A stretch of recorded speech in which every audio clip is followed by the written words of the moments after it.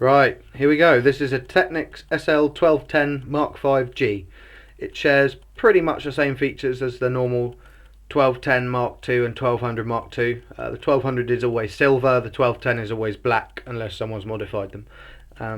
That's the difference in terms of the model numbers. And then there's the Mark II, which is the most common, the Mark III and Mark 3D, which are pretty much the same as a Mark II, but introduce a pitch quartz lock, which I'll tell you about in a minute. And there's the Mark 5, again updated, includes a quartz lock and a digital fader, pitch fader, and a couple of other refinements. And then there's these, which were the last model of Technics SL series turntables made. They're not made anymore, unfortunately. They can be picked up on eBay, but you won't get a brand new one from Panasonic anymore, who own Technics, or owned. Right.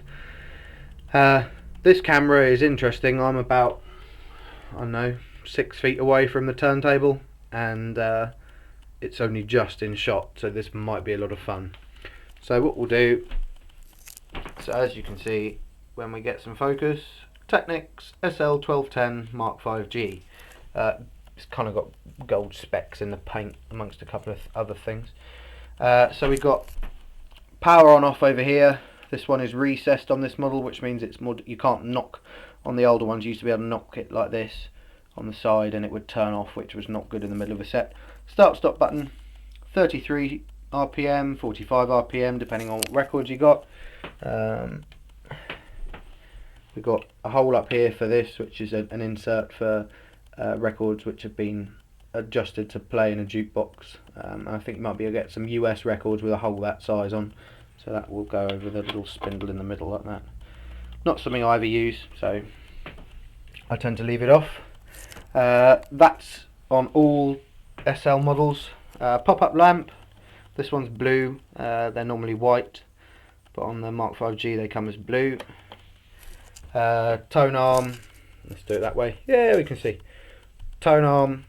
I'll go through that in more detail in a minute. Pitch fader. Again, I'll go through that in a minute.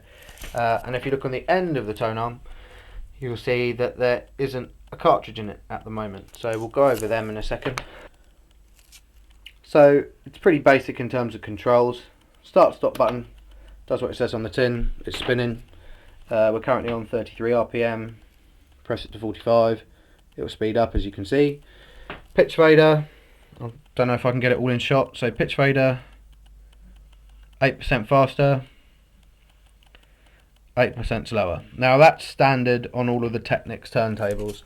However, this being a Mark 5G has a little button down here. Come on, autofocus. There we go. So that's 16. So if you look at, if I do it here, if you look at the numbers, you've got 0 there, +4, +8, +12, +16, 0, -4, -8, -12, -16. That's percent of the platter speed. And if you press that, then it goes to 0, +2, +4, +6, +8, and then same the other way. That's only on the Mark 5G, that's not on any other Technics turntable. And then you've got the reset. That little LED that comes on shows that no matter what I do with the pitch control now, it will stay locked at exactly 45 RPM or 33 RPM depending on what one's selected. So that's the Technics SL1210 Mark V overview.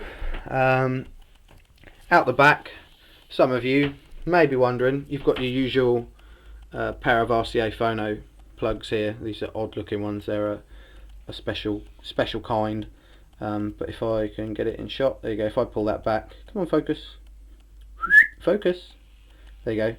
So this basically makes ground before signal to stop it from making a pop noise when it's plugged and unplugged.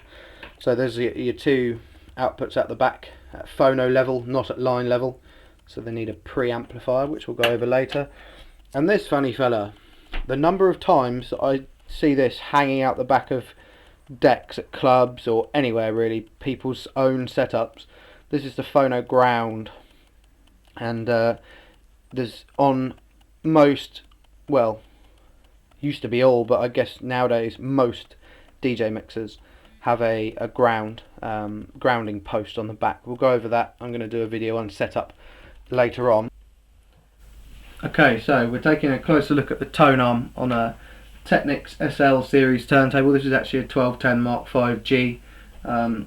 The tone arm remains virtually identical amongst all of the SL series turntables, other than the M5G, which does have an additional dial around here, which I will show you later.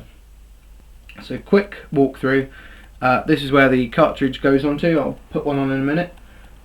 Counterweight for the tone arm, so that balances out the whole tone arm once it has the cartridge on it. We have an anti-escape dial here.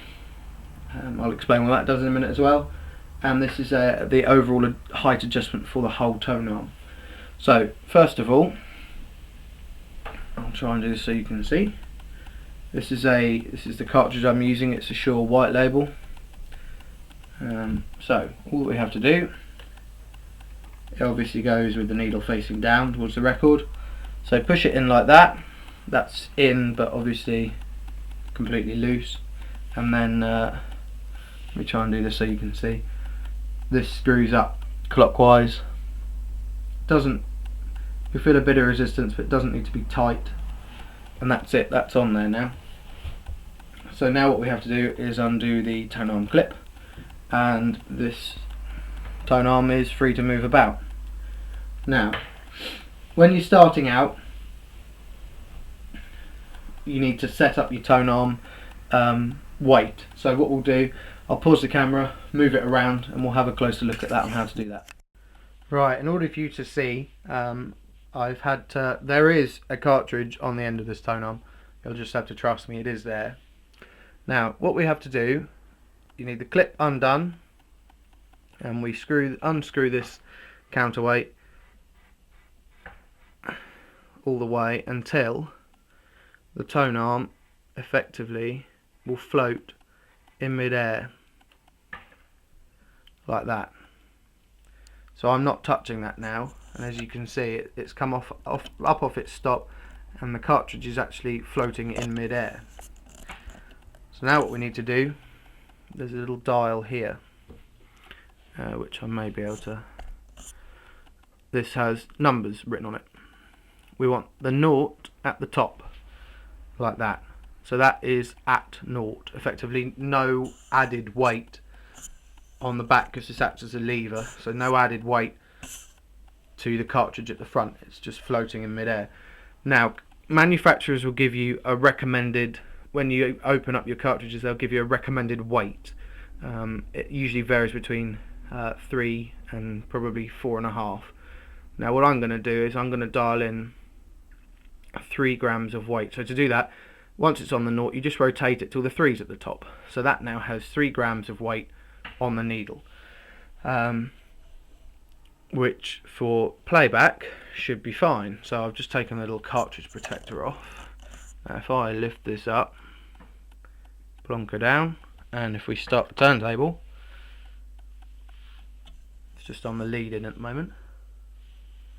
I can hear that playing, you won't be able to, but as you can see, the cartridge, I'm moving the record back and forth with my finger, and it's not skating, it's not jumping or anything like that at all. So that is pretty much spot on. Now what a lot of people will do is they will turn this dial all the way in. As you can see, we've got these notches left here. This is the end stop, effectively. That's as far as the weight will go, is that gap there, and you've got these little notches which signify an additional 3 grams each. Now, sorry, 1.5 grams each, because they go one side and then the other and then the other, but between 2 on the same side is 3 grams. A lot of people will just dial it all the way up to give maximum weight on the cartridge so that the needle sticks. I wouldn't recommend that, because you end up wearing down your stylus very quickly. Excuse me. You wear down your records very quickly, and you can actually cause quite a lot of damage to both records and needles by just dialing in maximum weight. If it's skating about all over the place, if you're scratching or something, you need to look at what cartridge you're using rather than let's put the maximum weight on it. So we have plenty. The 3.5 for this Shure white label is plenty. It's sticking, as I showed earlier, to the record just fine. Now I'm just going to stop the turntable for a second, and prepare for another jump cut. Right, now we're back. We're going to look at anti-skate. All I've done here, I've dialed the weight at the back to 0, so the tone arm is floating again, so that we can demonstrate what anti-skate does. At the moment it is off. I don't, because I'm not a heavy scratcher, I don't really find the need to use it. What a lot of people do is for every gram they add on the weight at the back, they will add 1 onto the anti-skate. Now this goes to 6 on this one. I believe that the earlier Technics models only went to 4. I'll show you what anti-skate does. If you're scratching about with a record or it's on an unstable surface or something, the needle can do what's called skating. It's got the cap on, so I can just do it, which is where it just moves towards this. When you're moving the record, I'm going to exaggerate it greatly, it's effectively doing this, and it forces it in towards the centre of the record. You end up jumping grooves effectively. Now what the anti-skate does, I'm going to put the needle all the way to the middle so you can see. Right, I'm not touching it now, and it's sat quite happy by itself. I'm going to add anti-skate. So I've added 2 anti-skate, and you can see it's pulling it back out towards the edge of the record. I'll just do that again to make it more obvious. I'll put it back to 0 once it's finished waggling about. So that's right in the middle now. I'm going to put it all the way up to 6, and you'll see it comes quite violently back out to the edge. It's actually hit the stop. So that's what anti-skate does. Now the other thing to look at is tone arm height.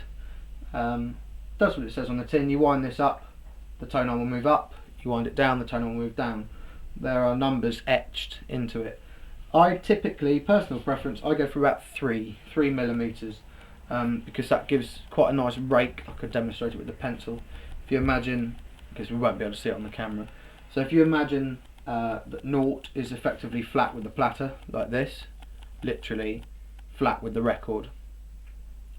If you raise this up to 3, which is where I have it, this is exaggerated, but if you imagine the record is here and the tone arm is here, it kind of adds, and that means that it kind of digs in. It's difficult to do this on a camcorder. It kind of digs into the record a bit better. You can go to 6, which would make it literally like that, exaggerated again, but quite a pronounced rake. So, but again, you'll end up, that will actually not help with the skating at all, because it will just bounce up and down off the record like this. Well, more like that actually. I find happy medium is 3 mil. The only other thing to look at on the MK5G, I'll pause and show you, but this won't be applicable to most people. Right, another addition which they made on the MK5G was this little knob here. Now all that effectively does is tighten up the tone arm bearing, so this side to side movement like this, it's not you can't feel it really, but that just tightens up the tone arm again to try and stop the record from skating, the needle from skating on the record, sorry. So that's about it for a Technics SL1200 or 1210 turntable. I'll update my review, and we'll go from there. Cheers.